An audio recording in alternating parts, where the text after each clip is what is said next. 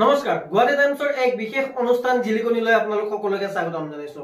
আজি মই আহি উপস্থিত হৈছো সমষ্টিৰ মাঘেৰৌমাৰীৰ চাও পুনেশ্বৰ বৰুৱাৰ ঘৰত আৰু তেওঁ বাসগৃহত তেওঁ আজি এই অনুষ্ঠানৰ অতিথি হিচাপে আমাৰ মাজত উপস্থিত আছে। তেওঁক আমাৰ এই অনুষ্ঠানলৈ স্বাগতম জনাইছো। অশেষ ধন্যবাদ জনাইছো, ভাল লাগিছে।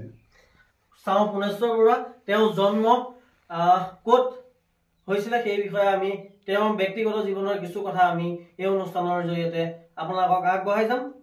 আপোনাৰ জন্ম ক'ত হৈছিলে আৰু কিমান চনত? হয়, মোৰ 1970 চনৰ জন্ম। মই ইয়াতে মাঘেৰৌমাৰীতে জন্মগ্ৰহণ কৰিছোঁ, কাতি মাহৰ পূৰ্ণিমা তিথিত। আপোনাৰ শিক্ষা জীৱন ক'ৰ পৰা আৰম্ভ হৈছিলে? প্ৰথম শিক্ষা জীৱন আৰম্ভ হৈছিলে আমাৰ কাষতে থকা LP স্কুল কুশল প্ৰাথমিক বিদ্যালয়তে। তাৰপিছত ইয়াতে পঢ়ি পুনৰ আকৌ এই দেওধা পাৰ হৈ পেলাই জনতা স্কুললৈ গৈছিলোঁ আৰু তৃতীয়বাৰ ইয়াতে পাছ কৰি মেট্ৰিকটো পাছ কৰি বিহালীৰ গাম্বু থানৰ হায়াৰ ছেকেণ্ডেৰী স্কুলতে পাঠদান কৰিছিলোঁ। তাৰপিছত বিশ্বনাথ কলেজলৈ যাত্ৰা কৰিছিলোঁ।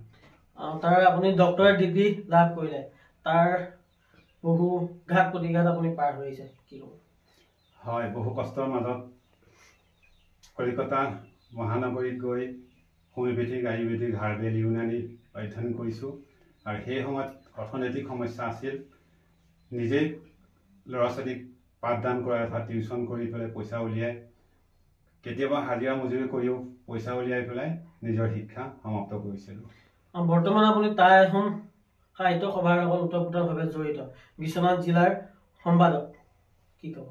হয়, মই বৰ্তমান এতিয়া পূৰ্বাঞ্চল টাই সাহিত্য সভাৰ বিশ্বনাথ জিলাৰ সম্পাদক হিচাপে কাম কৰি আহিছোঁ আৰু অসমত বিভিন্ন প্ৰান্ততে হওক বা আজি বিহালী মৌজাতে হওক বিশ্বনাথ জিলাতে হওক প্ৰত্যেকটো জেগাতে অনুষ্ঠানতে মই অংশগ্ৰহণ কৰিছোঁ আৰু লগতে কণ কণ ভাই ভনীসকলক পাঠদানো কৰাইছোঁ আৰু সংস্কৃতিবিলাকো সংগীত বাদ্য বাজনাও শিকাই আহিছোঁ। বিভিন্ন সময়ত আপুনি এই অঞ্চলটোত বিহালী অঞ্চলত টাই ভাষা সাহিত্য উন্নয়নৰ ক্ষেত্ৰত আপুনি বিশেষ ভূমিকা গ্ৰহণ কৰি আহিছে, কি ক'ব? হয়, কৰি আহিছোঁ। কেনেধৰণৰ ভূমিকা গ্ৰহণ কৰি আহিছে? প্ৰথম পদক্ষেপ লৈছোঁ আমি কণ কণ ভাই ভনীসকলক প্ৰাথমিক পৰ্যায়ত আমি ক খ শিকাইছোঁ টাই ভাষাত। সেইখিনি পৰ্যায় কিছুমানে ক খখিনি শিকোৱাৰ পিছতে আমি পাঠকলৈ লৈ গৈছোঁ আৰু তেখেতসকলে পাঠকত পাছ কৰাৰ পিছত আমি থাইলেণ্ডলৈ প্ৰেৰণ কৰিছোঁ। তেওঁলোকে যে আপোনালোকৰ অঞ্চলত থকা যিসকল আহোম লোকসকলে বৰ্তমান বিভিন্ন অনুষ্ঠান এই অঞ্চলত অনুষ্ঠিত কৰি আহিছে। আপুনি সেই অনুষ্ঠানসমূহ আগবঢ়াই নিয়াৰ ক্ষেত্ৰত এক বিশেষ ভূমিকা গ্ৰহণ কৰি আহিছে। কেনেধৰণৰ অনুষ্ঠান আপুনি অনুষ্ঠিত কৰি আহিছে, কি ক'ব? হয়, বিভিন্ন সময়ত আমি উদযাপন কৰি আহিছোঁ। যেনে পৰম্পৰা হিচাপত আমি চাওলুং চুকাফাৰ দিৱস আমি প্ৰথমে ইয়াতে বিহালী সমষ্টিতে আৰু বিশ্বনাথ জিলাৰ ভিত্তিতো আমি প্ৰথম চাওলুং চুকাফা দিৱস ইয়াতে উদযাপন কৰিছোঁ আৰু প্ৰথম আমি বীৰংগনা মূলা গাভৰু আমাৰ এই কাষতে থকা বীৰংগনা মূলা গাভৰু সমন্বয় ক্ষেত্ৰতে মূলা গাভৰু দিৱস উদযাপন কৰিলোঁ আৰু যোৱা বছৰ সতী জয়মতী বীৰংগনা মূলা গাভৰু সমন্বয় ক্ষেত্ৰতে আমি উদযাপন কৰিছোঁ। সমগ্ৰ অসমৰ পই ফুৰালুং অৰ্থাৎ খেক পই ফুৰালুং বুলি কয় আৰু সেই খেক পই ফুৰালুং আমি বিহালীৰ মাঘেৰৌমাৰীতে প্ৰথম প্ৰতিষ্ঠা কৰিছোঁ আৰু ইয়াতে আমি প্ৰথম বানফিও পাতিছোঁ আৰু ইয়াতে আমি প্ৰথম মেডাম লিফিও পাতিছোঁ।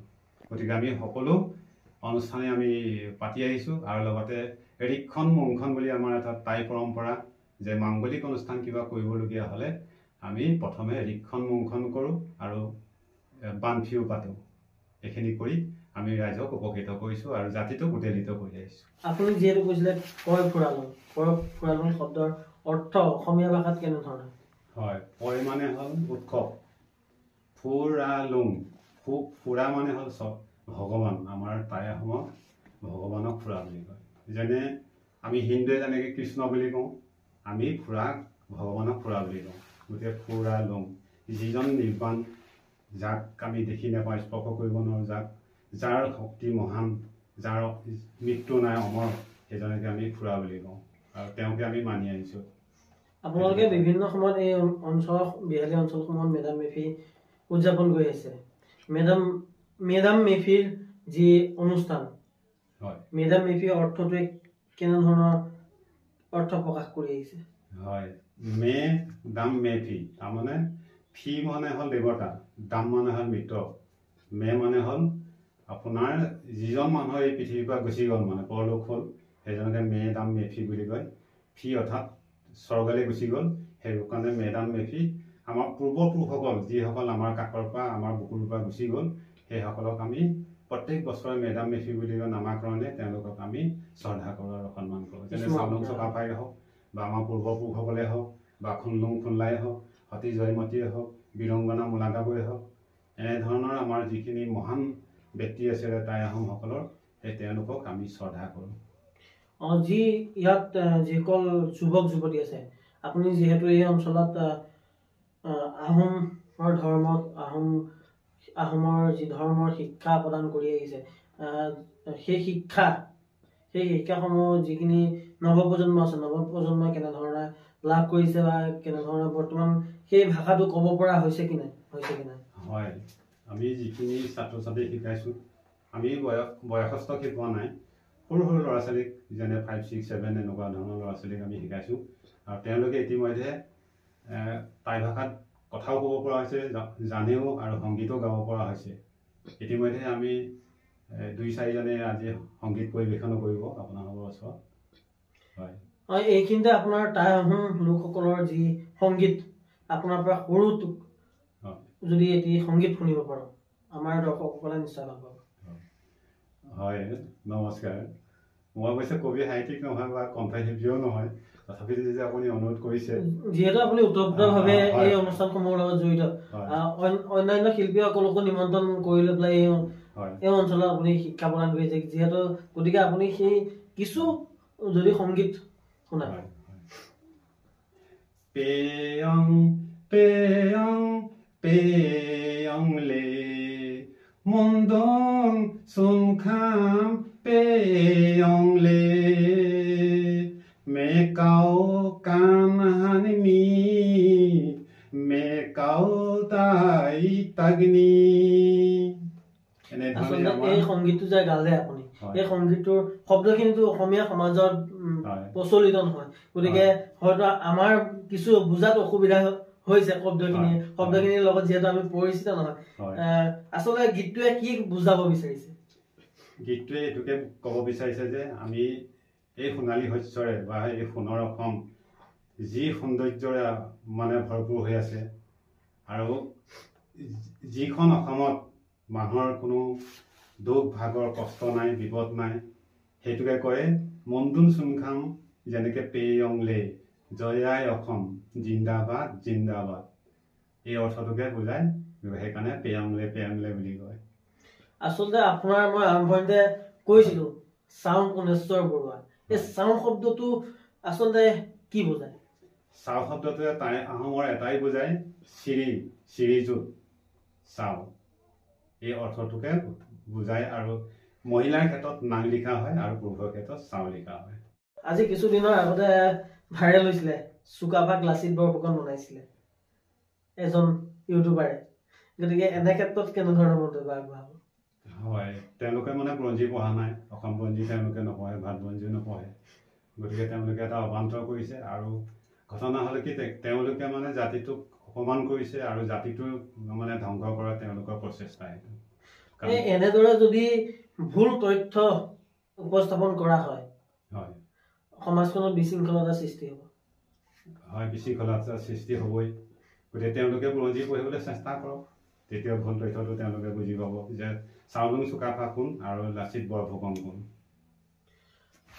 আমি কথাৰ মাজে তেওঁৰ পৰা সংগীত যি টাই আহোম লোকসকলৰ সংগীত শুনিলোঁ এইখিনি কথাৰ পিছতেই আমি আগবাঢ়িছোঁ বিহুক লৈ পেলাই যিহেতু তেওঁ অসমীয়া চেনেহৰ বিহুক লৈ পেলাই তেওঁ গৱেষণা কৰি আছে এই গৱেষণা কিমান দিনৰ পৰা চলি আছে 15-20 বছৰ মানে হ'ল আৰু গৱেষণা কৰি থকা মই বিহু খুব ভাল পাওঁ গান গাব নাজানো নাচিবও নাজানো কিন্তু বিহু খালে খুব ভাল পাওঁ মাঘৰ বিহু কাতি বিহু বহাগৰ বিহুৱে হওক নিজৰ পৰম্পৰাটো খুবেই ভাল পাওঁ আচলতে ক'বলৈ এইখিনিতো বেয়া লাগে যদিও কওঁ অসমীয়াৰ তিনিটি বিহু, তিনিটাকৈ বিহু বছৰত উদযাপন কৰে অসমবাসী ৰাইজে।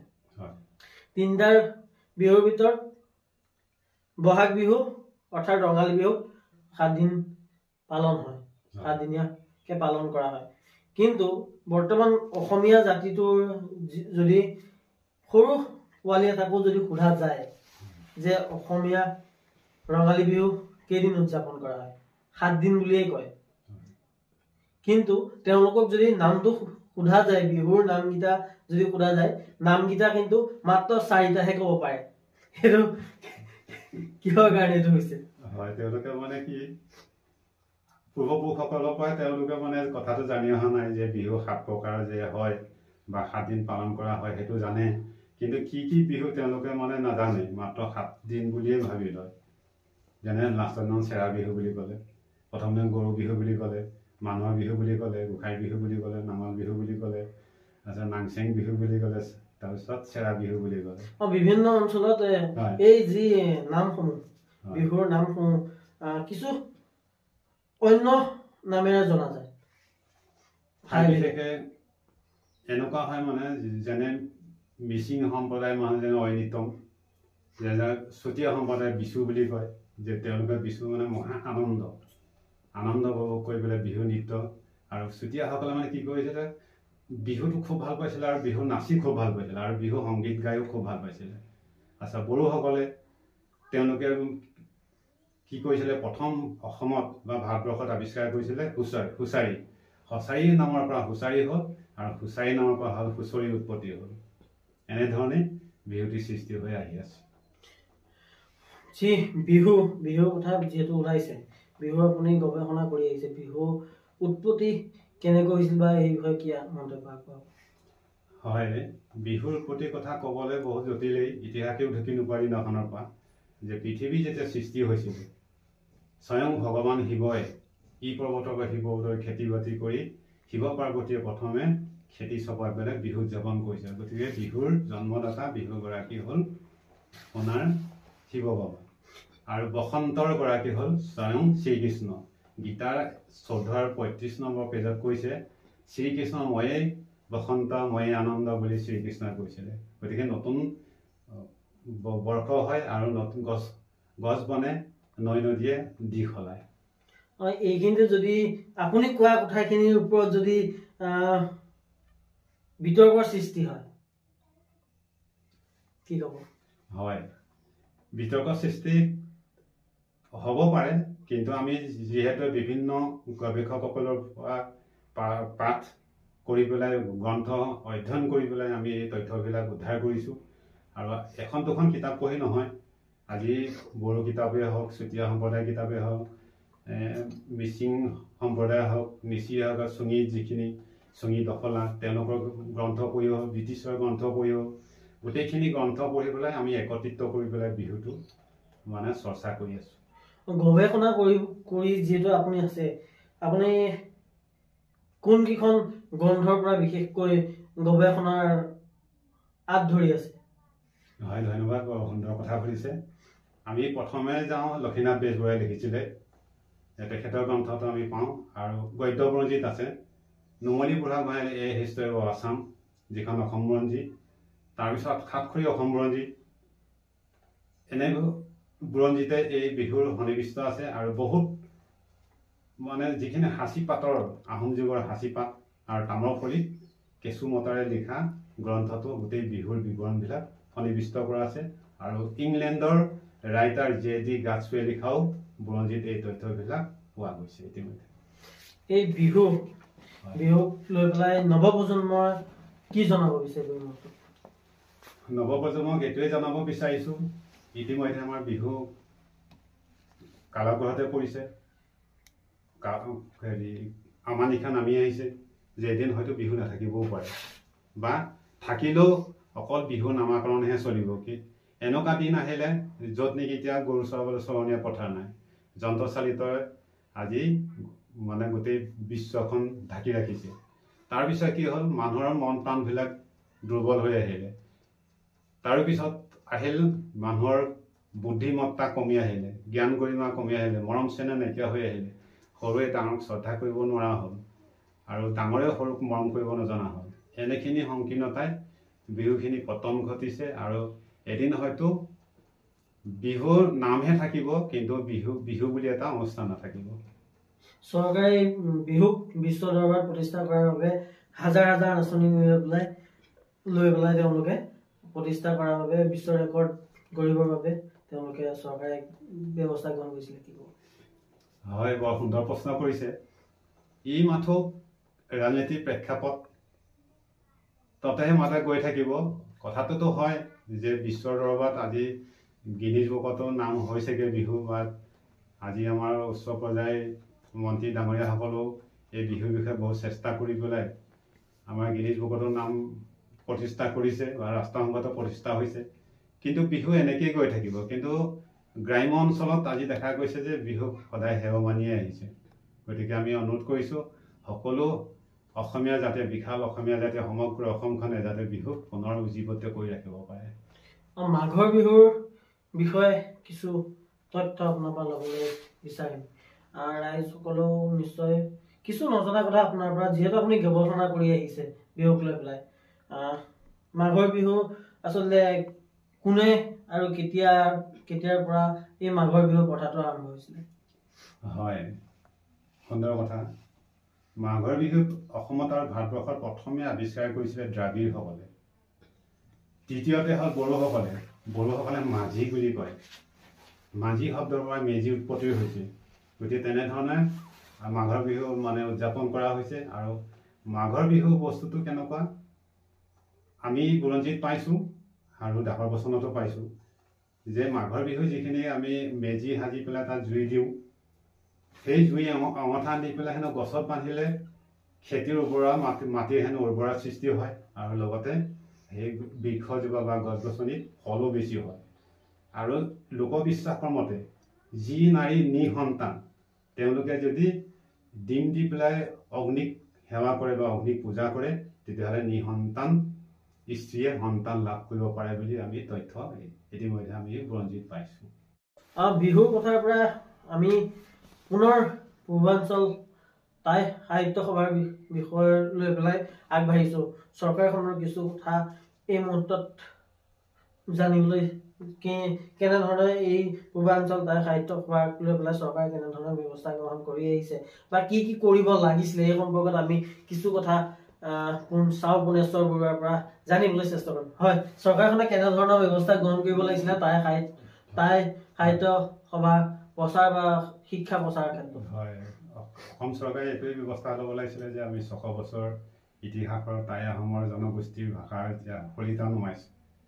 গতিকে আহোম কৰিলেও সকলো মানুহে আহোমৰ ভাষা নাজানে, আহোমৰ পৰম্পৰা নাজানে, আহোমৰ সংগীতো নাজানে বা আহোমৰ ৰীতি নীতিও নাজানে।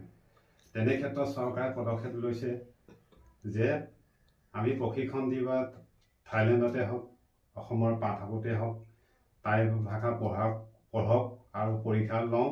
আৰু ইতিমধ্যে চৰকাৰে ঘোষণা কৰিছে, অসম চৰকাৰে, যে বিভিন্ন অঞ্চলত টাই বসতি অঞ্চলত 33খন জিলাৰ ভিতৰত 7খন জিলাত টাই আহোম বসতি অঞ্চল বুলি ঘোষণা কৰিছে।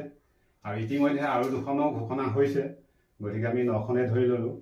কিন্তু তেওঁলোকে ঘোষণাহে মাত্ৰ কৰিছে। আজিলৈকে দেখোন আজি 8-10 বছৰৰ পৰাও এই তথ্যবিলাক উদ্ধাৰ হৈ আছিলে যে চৰকাৰে টাই আহোমৰ শিক্ষক দিব প্ৰত্যেকখন স্কুল কলেজত, প্ৰাথমিক পৰ্যায়ৰ পৰা ইউনিভাৰ্চিটিলৈকে যে শিক্ষক দিয়াৰ কথা আছিলে, কিন্তু আজি পৰ্যন্ত দিয়া নাই। কিন্তু আমি পূৰ্বাঞ্চল টাই সাহিত্য সভাই বহুত পদক্ষেপ লৈছোঁ, চৰকাৰে একো লোৱা নাই আমাক। গতিকে আমি এনেকুৱা কৰিছোঁ এতিয়া যে আমি শিক্ষাটো ব্যক্তিগত হিচাপে হওক বা সামাজিক হিচাপতে হওক পইচা উঠাই ল'ৰা ছোৱালীবিলাকক শিক্ষা দিয়া হৈছে নিজৰ পইচা খৰচ কৰি। আৰু সেই শিক্ষা লৈ পেলাই পাঠকলৈও তেওঁলোক গৈছে, পাঠকৰ পৰা গৈ এতিয়া থাইলেণ্ডলৈ গৈছে। মাত্ৰ চৰকাৰে মই গম পোৱা মতে আমাৰ কেন্দ্ৰীয় যিখন বানক পাব্লিক মুংটাই সভাপতি সম্পাদকৰ হাতত চৰকাৰে মাত্ৰ 2 কোটি টকা, সেই 2 কোটি টকাই এটা অনুষ্ঠান বা এটা জাতি চলাব নোৱাৰে। গতিকে সেই 2 কোটি টকাৰে ইতিমধ্যে আমাৰ ল'ৰা ছোৱালীও পঢ়াব পৰা নাই আৰু চাকৰিও দিব পৰা নাই আৰু কোনো ভাল পদক্ষেপেই ল'ব পৰা নাই। কিন্তু আমি জোৰ দি আছো যে চৰকাৰখনক যে আমাৰ টাই ভাষাটো প্ৰত্যেকটো অঞ্চলতে দিয়ক আৰু সবেই শিকক, কিন্তু চৰকাৰে আমাক ইতিমধ্যে তেওঁলোকে দিব পৰা নাই। কিয় পৰা নাই আমি মানে দুখিত হৈছো। চৰকাৰক আমি অনুৰোধ কৰিছো যাতে তেওঁলোকে আমাৰ কম সময়ৰ ভিতৰতেই আগন্তুক এই জানুৱাৰী 2-3 তাৰিখে পৰীক্ষা আছে বুলি কৈছে, আৰু সেই পৰীক্ষাতে পাছ হলে তেওঁলোকে চাকৰি সন্দৰ্ভত মানে ঘোষণা কৰিব আৰু চাকৰি দিব বুলি ইতিমধ্যে তেওঁলোকে প্ৰকাশ কৰিছে। এতিয়া দিয়ে নিদিয়ে কিমান দূৰ সম্ভৱৰ পিছতে সময়হে ক'ব হয়। বিশ্বনাথ জিলাত বৰ্তমানলৈকে কিমান টাই আহোম লোকসকল আছে? বিশ্বনাথ জিলাত ইতিমধ্যে আমি পূব ফালৰ পৰা আৰম্ভ কৰোঁ, দুবিয়া দৰঙৰ পৰা ধৰি দুবিয়া, ককিলাগুৰি, গহপুৰ, বালিজান, কটকিচুক সৰ্বাধিক, এফালে আপোনাৰ তেতুনবাৰী, আপোনাৰ ঘাঁহিগাঁও তেতুনবাৰী, এফালে আপোনাৰ গমিৰি, তাৰপিছত এফালে আহি পেলাই আমাৰ বিহাৰী মজাতে 5খন গাঁও, যেনে আপোনাৰ 1 নম্বৰ গোৱালিমৰা, 2 বেঙাবাৰী, 3 জামনি, 4 বেদেতিগুৰি, 5 মাঘেৰৌমাৰী। আৰু ইতিমধ্যে আমি সাৰ্ভে কৰোঁতে পাইছোঁ বিশ্বনাথ চাৰিআলিতো বহুত টাই আহোম মানুহ আছে, কিন্তু ঘনবসতি নহয়, য'তে ত'তে সিঁচৰিত হৈ আছে। আৰু সিফালে আমি পাইছোঁ চতিয়াৰ জামুগুৰিত আমাৰ টাই আহোমৰ জনবসতিটো অলপ ঘনেই আছে। হয়, এই গোটেই অঞ্চলটোত বিশ্বনাথ জিলা অঞ্চলটোত আপোনালোকে বিভিন্ন সময়ত মেধামী বা বিভিন্ন অনুষ্ঠান অনুষ্ঠিত কৰিছে, সেই অঞ্চলৰ ৰাইজৰ সহায় সহযোগিতা আপোনালোকে কেনেধৰণৰ লাভ কৰিছে? হয়, এতিয়াও মানে এনেকুৱা হৈছে, ক'বলৈ গ'লে অলপ বেয়াও লাগে, এতিয়া মানে বিভিন্ন ধৰ্মক লৈ পেলাই মানুহে ব্যস্ততা হ'ল। এতিয়া ধৰ্মৰ কাৰণে মানুহে কি হয়, আমাৰ নিজৰ মেধামীফি হওক বা টাই আহোমৰ জনগোষ্ঠীটোৱে হওক, এইখিনিলৈ তেওঁলোকে ওলাই আহিবলৈ আমাৰ আহোম সম্প্ৰদায়ৰ মানুহখিনিয়ে অলপ জটিলতা হৈছে। তাৰমানে এইটোৱে জটিলতা দেখিছোঁ, বহুতে মানে বিভিন্ন ধৰ্ম যেনে এতিয়া শংকৰ সংঘতে হওক বা প্ৰণামীতে হওক বা তেনেকুৱা কৃষ্ণগুৰুৱে হওক, জয়গুৰুৱে হওক, এনেকৈ ধৰণৰ মানুহ কিছুমান সিঁচৰিত হৈ গৈছে। আৰু তেওঁলোকে পুনৰ মূলসুঁতিলৈ আহিবলৈ বহুত জটিল। আৰু কোনোবা যদি ভাগি ভৰি কেনেকৈ আহেও আমাৰ মাজলৈ, তেতিয়ালৈকে তেওঁলোকে কি কয়, এই সমাজে অৰ্থাৎ ধৰ্মৰ মানে সংঘবিলাকে কি কৰে, তেওঁলোকে উদ্ধাৰ পৰাচিত কৰা হেতুকে ভয়তে তেওঁলোকে আমাৰ কাষলৈ আহিবলৈ বৰ টান পায়। সেইকাৰণে আমি দুখিত হৈছোঁ যে কিয় নিজক আহোম বুলি চিনাকি দিবলৈ লাজ পায়, আৰু কিয় নিজৰ জাতিটোৰ কাৰণে লাজ পাই নিজৰ ধৰ্মক গৰিহণা দিছে, সেইটো আমি ৰাইজৰ ফালৰ পৰা মই জানিব বিচাৰিছোঁ। মানে দুখৰ কথা এইটো। আপোনাৰ বাসগৃহত খামজাং বুলি ষ্টুডিঅ' নিৰ্মাণ কৰিছে আপুনি, কি ক'ব? কেনেধৰণৰ? হয়, খামজাং অৰ্থটো মোৰ খুব ভাল লাগিলে। চাউলুং চুকাফাই মুংৰি মুংৰাম থাইলেণ্ড অৰ্থাৎ দক্ষিণ পূব এছিয়া মহাদেশৰ পৰা তেওঁ অসমলৈ আহিছিলে। অসমলৈ অহাৰ সময়তে পাটকাইৰ কাষত তেখেতে খামজাং নামৰ এডোখৰ জেগাত উপস্থিত হৈছিলে। প্ৰথম তেওঁ পদাৰ্পন্ন হৈছিলে, আৰু সেই খামজাঙৰ পৰাই প্ৰথম আহি পেলাই কামৰূপ অৰ্থাৎ সমাপীঠত উপস্থিত হৈছিলে। সেইকাৰণে নামটো খুব ভাল লাগিছিলে, যিহেতু অতব্য অৰণ্য, গভীৰ অৰণ্যৰ ভেদ কৰি পেলাই কাউদৈ ৰং অৰ্থাৎ অসমীয়াত ক'লে পাটকাই পৰ্বত পাৰ হৈ পেলাই, পাত মানে হ'ল কটা, কাই মানে হ'ল মুৰ্গী, যে অৰণ্যৰ মাজত আহোঁতে বহুত কীট পতংগ, জীৱ জন্তু, শীত তাপ নিয়ন্ত্ৰণৰ কাৰণে তেওঁলোকে কি কৰিছিলে, এই বন দেৱতাক পূজা কৰি পেলাই এই কাই অৰ্থাৎ মুৰ্গী বলি দি পেলাই আহি খামজাঙত তেওঁ উপস্থিত হৈছিলে। সেইকাৰণে এই অনুষ্ঠানটোৰ নাম খামজাং দিয়া হৈছে। ধন্যবাদ। আপুনি যি পোচাক পৰিধান কৰি আছে, আহোমসকলৰ যি পোচাক পৰিধান কৰি আছে, যদি আমি সেই পোচাকৰ নামসমূহ যদি জানিবলৈ চেষ্টা কৰোঁ। হয়, বৰ সুন্দৰ কথা সুধিছে। আজি বহুতে টাই আহোমৰ বস্ত্ৰটো নাজানে। যেনে এতিয়া আমি এইটো পেণ্টটো পিন্ধিছোঁ, এইটো কটলং, যেনেদৰে আপোনাৰ চাপকন, ৱাজকট, এইটো হ'ল আপোনাৰ ফাঁচিত মানে হ'ল অসমীয়াত গামোচা। ফা মানে এটা পবিত্ৰ বস্তু, ফা মানে কাপোৰ, চিত এটা শব্দ মানে পবিত্ৰ শব্দ ইয়াত ব্যৱহাৰ হৈছে, সেইকাৰণে আমি ফাঁচিত বুলি কওঁ। আৰু মূৰত যিটো পিন্ধিছোঁ আমি টুপি, অৰ্থাৎ অসমীয়াত ক'লে টুপি হ'ল, কিন্তু এইটো ফাৰু বুলি কয়। এই ফাৰু শব্দৰ পৰা এই আহোম শব্দ, এইটো ফাৰুটো। হয়, ফাৰু অসমীয়া শব্দ বুলি ক'লে টুপি হ'ব। অসমীয়া টুপি হয়। হয়, টুপি আৰু এই যি আপুনি হয় পেণ্টটো পৰিধান কৰিছিলে কি নাম কৈছে এইটো পটলং পটলং পটলং হয় পটলং মানে পেণ্ট তাৰমানে চাওলুং চুকাফাই যেতিয়া অসমলৈ আহিছিলে এনেধৰণৰ বস্ত্ৰ পিন্ধি অসমলৈ আহিছিলে আৰু পৃথিৱীৰ ভিতৰত সুশৈশৱ জাতিৰ ভিতৰত আহোমসকলে আছিলে কাৰণ তেওঁলোকে সম্পূৰ্ণ বস্ত্ৰ পৰিধান কৰি আৰু সম্পূৰ্ণ নিগাকে তেওঁলোকে অসমলৈ আহিছিলে গতিকে তেওঁলোক আৰু দাৰ্শনিক হিচাপতো হওক বস্ত্ৰতে হওক খাদ্যতে হওক বা দূৰদৰ্শিতাই হওক তেওঁলোক বহুত মানে উন্নত মানৰ মানে মানুহ আছিলে পুৰুষৰ ক্ষেত্ৰত এই পোচাক মহিলাৰ ক্ষেত্ৰত পৃথক হিচাপে নিশ্চয় আছে তেওঁলোকৰ আমি যেনে আমাৰ অসমীয়া সমাজে যেনেকে চাদৰখন লয় সেই চাদৰক কিবা আহোমসকলৰ ভাষাত কিবা বেলেগ নামে পৰিচিত নিশ্চয় পৰিচিত কি কয় আছে হয় মাইকী মানুহক ফাৰুটো ফাৰুৱে কয় তাৰপিছত যিটো মানে হাত এতিয়া আমি দীঘলীয়া ধৰক চাপকন পিন্ধিছোঁ মাইকী মানুহে হাতটো চাপকন পিন্ধে আৰু যিটো মেখেলা ৰিচাও এই শব্দৰ পৰা মানে সেই বস্ত্ৰ কিনি আহিছে তাৰমানে হয় এই বস্ত্ৰসমূহ যিসমূহ বস্ত্ৰ বৰ্তমান পৰিধান কৰি আছে আপুনি এই বস্ত্ৰসমূহ বিহালীত প্ৰস্তুত কৰাৰ ক্ষেত্ৰত আপোনালোকে কিবা ভূমিকা গ্ৰহণ কৰি আহিছে নেকি তেনেকেতো এতিয়ালৈকে আমি কৰিব পৰা নাই কাৰণ ইয়াত চিলোৱা মানুহ নাই তেনেকুৱা পৰিৱেশন লোৱা মানুহ নাই বস্ত্ৰ কিন্তু আমি সুদূৰ আমাৰ পূৰ্বাঞ্চল তাই সাহিত্য সভাৰ বিশ্বনাথ জিলাৰ সভানেত্ৰী মানে সাংস্কৃতিক সভানেত্ৰী মান্নাং নিভাৰাণী বৰুৱা তেখেতে আমাক বস্ত্ৰ চিলাই দিয়ে আৰু তেখেতে ইতিমধ্যে মানে পাৰদৰ্শিতা এই বস্ত্ৰত আছে আৰু তেখেতে গোটেই আমাৰ এই বিশ্বনাথ জিলাখিনি কভাৰ কৰি আছে তেখেতে নতুন নতুন বস্ত্ৰ চিলাই সকলোকে আমাৰ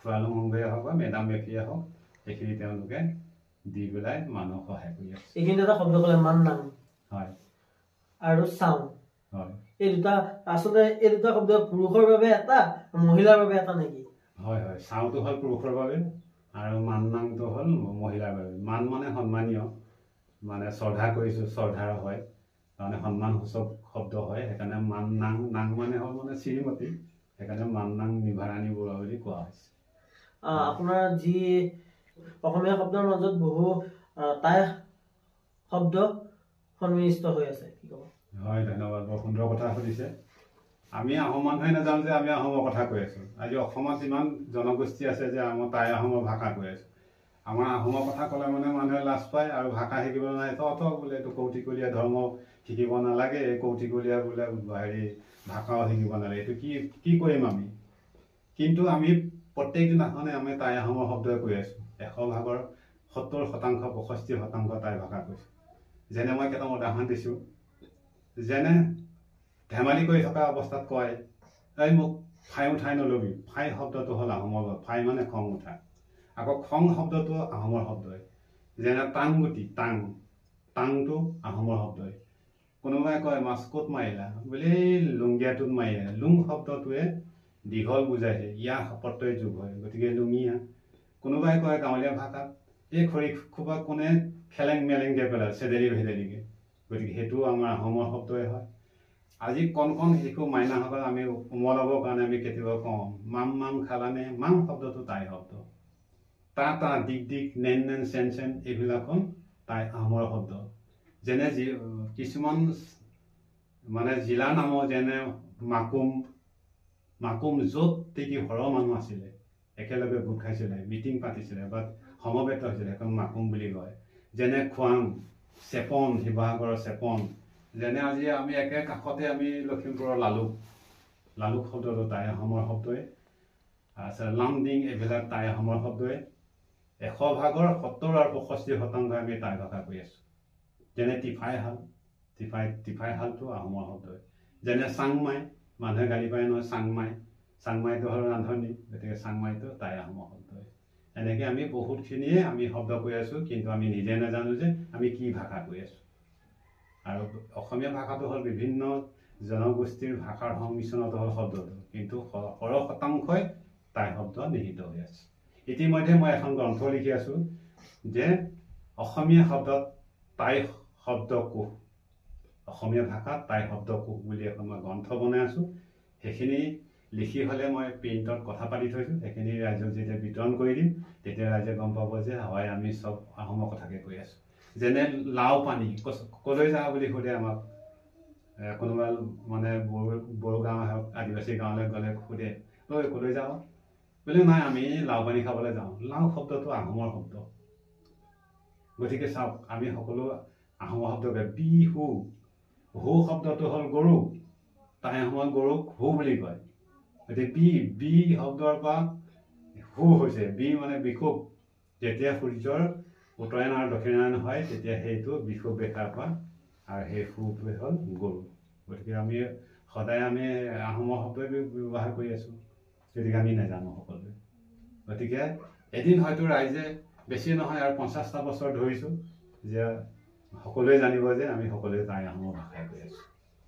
যিহেতু আহোমসকলে অসমত 600 বছৰ ৰাজত্ব কৰি গৈছিলে, বৰ্তমান টাই আহোম সকল লোকসকল যিহেতু আমাৰ গোটেই অসমতে সিঁচৰিত হৈ আছে, তাৰে কিছু সংখ্যকে কিন্তু সেই মই টাই আহোম লোক বুলি পৰিচয় দিবলৈ সংকোচ কৰে। তেনে ক্ষেত্ৰত তেওঁলোকক কিছু টাই আহোম বুলি পৰিচয় কৰাৰ ক্ষেত্ৰত কিবা আপোনাৰ মন্তব্য আগবঢ়াব নেকি? হয়, তেওঁলোকে পৰিচয়টো দিব নিবিচাৰে এইটো কাৰণে তেওঁলোকে মানে কি হ'ল, অসমৰ যিটো টাই আহোম যিটো আমচুচীন অৰ্থাৎ ফুৰালুং ধৰ্ম, যেতিয়া মানৰ আক্ৰমণৰ পিছতে মানে ধ্বংস হৈ গ'ল জাতিটো, তাৰপিছত কি হ'ল বিভিন্ন হিন্দু ধৰ্মৰ দীক্ষিত হ'ল। এতিয়া হিন্দু ধৰ্মত দীক্ষিত হোৱাৰ পিছতে কি হ'ল, আকৌ পুনৰ তেওঁলোকে মূল সুঁতিলৈ ঘূৰি আহিব নোৱাৰে, কাৰণ আহিলেই তেওঁলোকক অলপ আগতে কৈ গৈছিলোঁ যে আমাৰ এই ধৰ্মলৈ ফুৰালুং ধৰ্মতে হওক বা মেডাম মেফিলৈকে আহক, তেওঁলোকে অহাৰ পিছতে কি হ'ব, বিভিন্ন ধৰ্মাৱলম্বী মানুহবিলাকে তেওঁলোকক হাৰাশাস্তি কৰে। গতিকে তেওঁলোকে আহিব মন নকৰে, কিন্তু প্ৰত্যেকজন আহোমৰ গাত তেজ আছে, বুকুত ধগিয়াই কয় মই আহোমৰ পোৱালি, কিন্তু হাবিত কাহে ওলাই নাহে। কিন্তু এটা কাৰণে ওলাই নাহে, ধৰ্মৰ আৰু ৰাজনৈতিক প্ৰেছাৰৰ কাৰণে। মোৰ ফালৰ মই জনাত এই দুটাৰ কাৰণে আমাৰ জাতিটো নাহে। আৰু 3 নম্বৰতে হ'ল যে আহোম জাতিটোৱে মানে কি হয়, কাৰো তলত থাকিব নিবিচাৰে, মানে হয়তো নাও ডুবি যাব পাৰে কিন্তু টিঙৰ পৰা নানামে। হয়, গতিকে এই নীতিটো মানে আহোমসকলৰ গাত আছে, আৰু আজি বুলিয়ে নহয় আগৰ পৰাই মানে, আৰু কম ত্যাগ স্বীকাৰ কৰিব নোৱাৰে, মানে কষ্ট কৰিব নোৱাৰে, আৰু লোকৰ দুখত দুখী হ'ব নিবিচাৰে। সেইকাৰণে মানে কি হ'ল, টাই আহোম জনগোষ্ঠীটোৱে এই আহোমৰ পৰম্পৰা, আহোমৰ ধৰ্ম, আহোমৰ সংস্কৃতি, আহোমৰ ভাষা, এইখিনিলে তেওঁলোকে পুনৰ মানে অগ্ৰণী আগভাগ ল'ব নোৱাৰা হৈছে। এইটো কিন্তু এটা অতি দুখ লগা বিষয়। হয়, পুৰা দুখ লগা বিষয়। কিয় 600টা বছৰ ৰাজত্ব কৰা বিশ্বৰ ইতিহাসত ইমান বিৰল এটা জাতিক সকলোৱে স্বীকৃতি দিয়ে, কিন্তু নিজে আহোমে আহোমক স্বীকৃতি নিদিয়ে। আহোমে আহোমৰ কথাও বেয়াকে কয়, কাৰণ আমি এতিয়া বানৰ পাব্লিক মংতাই কাম কৰি আছোঁ, সাহিত্য সভা মেডাম মেফি কৰি আছোঁ, বা এনেকুৱা ধৰণৰ আমাৰ যিখিনি পৰম্পৰা এইখিনি কৰিবলৈ যাওঁতে আমাৰ আহোম মানুহে আমাক হাঁহে, আৰু আহোম মানুহবিলাকে কি কৰে, সময়ত আমাক খোচা পিন্ধা কৰি আমাক বিপদতো পেলাব ধৰে। কি কাৰণে পেলাব ধৰে এতিয়া আমি বুজি নাপাওঁ, মানে যে জাতিটো আৰু অলপ দিনৰ পিছত হয়তো এনেকুৱা হ'বগৈ, জাতিটো হয়তো নিঃশেষো হৈ যাব পাৰে। যদি ইমানতে যদি মানুহে বঠা নধৰে, তেতিয়াহ'লে আহোম জাতি এদিন শেষো হৈ যাব পাৰে। কাৰণ এতিয়া বিভিন্ন জনগোষ্ঠী বা বিদেশী প্ৰব্ৰজনৰ ক্ষেত্ৰত আজি আহোমৰ অস্তিত্ব নাইকিয়া হৈ গৈছে, ভাষা নাইকিয়া হ'ল, ধৰ্ম নাইকিয়া হ'ল, কোনোৱেই নাইকিয়া হৈ গ'ল। গতিকে জাতিটো পুনৰ উদ্ধাৰৰ কাৰণে আমি বহুত চেষ্টা কৰিছোঁ। গতিকে আমি এটাই আহ্বান কৰিছোঁ ৰাইজক, যে আহোম জনগোষ্ঠী পুনৰ মূলসুঁতিলৈ ঘূৰি অহাটো আমি আশা কৰিছোঁ। চৰকাৰক কেনেধৰণৰ পদক্ষেপ গ্ৰহণ কৰিব লাগে এই ক্ষেত্ৰত? এনে ক্ষেত্ৰত চৰকাৰে এনেকুৱা পদক্ষেপ ল'ব লাগিব যাতে বাধ্যতামূলক হ'ব লাগিব, যে ভাষা জ্ঞানত যে পঢ়িবই লাগিব, স্কুল যাবই লাগিব। 2 নম্বৰত যে ধৰ্ম থাকিবই লাগিব, আৰু সেই চাৰ্টিফিকেট মতে আহোমে যে OBC হওক বা আহোম বুলিয়ে লিখিব লাগিব, আৰু প্ৰত্যেকটো ক্ষেত্ৰতে পদক্ষেপ তেওঁলোকে ল'ব লাগিব যে পৃথক হিচাপে যে টাই জনগোষ্ঠী হিচাপত। এই গতিকে চৰকাৰক মই আহ্বান জনাইছোঁ। বিভিন্ন ক্ষেত্ৰত আপুনি উদ্ভিদ বিজ্ঞানৰ লগতো জড়িত হৈ পৰিছে, বিভিন্ন ঔষধি গছ বা আমাৰ বনাঞ্চলত আপুনি গৈ পেলাই বিভিন্ন বনৌষধি গছ আপুনি উদ্ধাৰ কৰিছে ৰাইজৰ আগত চিনাকি কৰিব বিচাৰিছে কি ক'ব? হয়, আমাৰ বিহালী বনাঞ্চলখন অৰ্থাৎ যিখন বিমাৰী ৰিজাৰ্ভ যিখন তাত আমি নেচাজ বন্যৰ ফালৰ পৰা আৰু মোৰ ব্যক্তিত্বৰ ফালৰ পৰা আৰু আমাৰ বন বিষয়াসকলৰ সংযোগ কৰি পেলাই মই গোটেই অৰণ্যখন ছাৰ্ভে কৰিছিলোঁ, কাজিৰঙাতো কৰিছিলোঁ, কৰি অসমত যিমানখিনি বনৌষধি আছে সেই বনৌষধিখিনি মই বোটানিকেল নাম মানে তথ্যখিনি লিখিছোঁ আৰু যিমানখিনি গছ বন আছে সকলো গছ বন কচুৰ পৰা তৃণতন লতালৈকে ধৰি গোটেইখিনি মই আৱিষ্কাৰ কৰিছোঁ আৰু সেই আৱিষ্কাৰখন আমাৰ নেচাজ বন্যপ্ৰাণৰ handbook of Bihali reserve forest নামৰ গ্ৰন্থখনত স্মৃতি গ্ৰন্থত সম্পূৰ্ণ তথ্য দিয়া আছে। গতিকে সকলো ৰাইজে চাব পাৰে আৰু ময়ো নিজৰ হিচাপতে বিহালী বুটানী বুলি এখন গ্ৰন্থ মই লিখি আছোঁ ইতিমধ্যে বনৌষধি। যিহেতুৱে গছ বন যদি নাথাকে তেতিয়াহ'লে মানুহ জীয়াই থকাটো অলপ টানেই হয়, কাৰণ এই যিটো বায়ু প্ৰদূষণ হৈছে মানুহৰ মৃত্যু মুখলৈ ঠেলি আছে। যেতিয়া গছ বন নাথাকে, জীৱ জন্তু নাথাকিব, তেতিয়াতো এই বৈচিত্ৰ্যখন যেতিয়া নাথাকিলে মানুহ জীয়াই থাকিব নোৱাৰে। সেই সন্দৰ্ভত মই নিজেও বাৰীত বিভিন্ন গছ বন তৃণতন লগাই মই বায়ু প্ৰদূষণ ধ্বংস কৰি পেলাই মুক্ত এটা বায়ু সেৱন কৰিবৰ কাৰণে মই নিজে বাৰীত বিভিন্ন গছ তৃণতন লগাইছোঁ আৰু তাতে আহি বিভিন্ন পশু পক্ষী অৰণ্যৰ পশু পক্ষী আহি তাত বসবাস কৰিছে।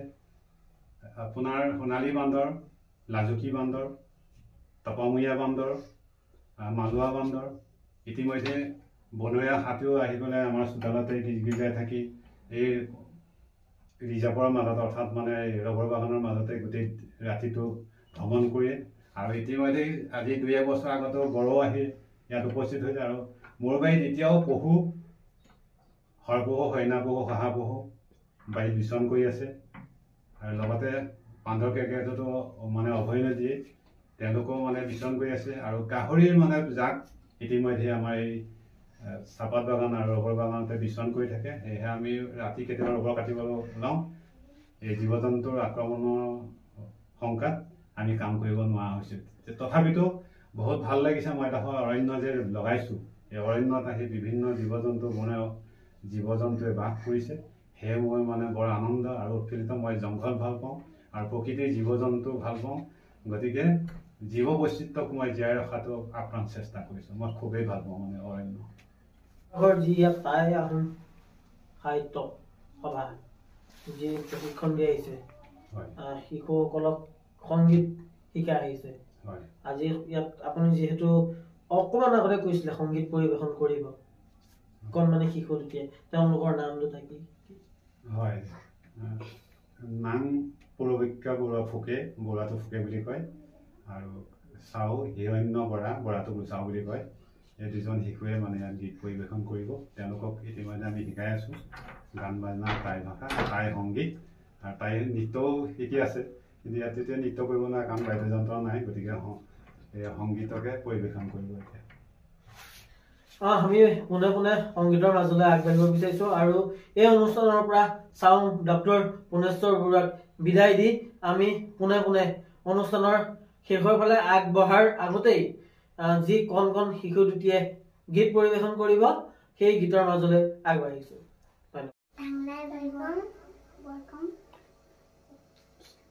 নাম পুৰবিকা ফুকে, চাও হিৰণ্য ফুকে,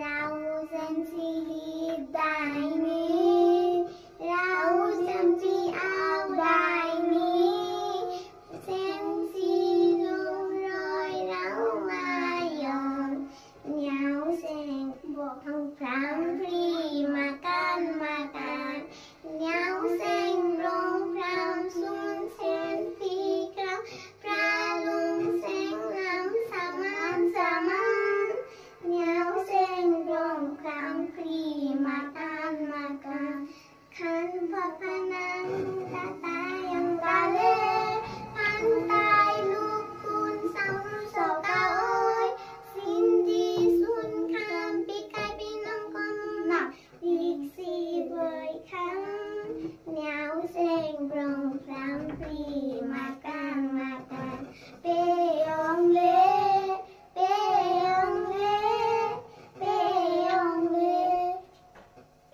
হয়, কণমানি জ্যোতিয়ে অতি সুন্দৰকৈ টাই ভাষাৰ যি সংগীত আছিলে সেই সংগীত পৰিৱেশন কৰিলে সমূহ গুৱাহাটী টাইমছৰ ৰাইজলৈ সেই সংগীত আগবঢ়ালো আৰু আমি এই অনুষ্ঠানৰ পৰা বিদায় লৈছো গুৱাহাটী টাইমছ চাই থকা সমূহ দৰ্শকক ধন্যবাদ জ্ঞাপন কৰিছো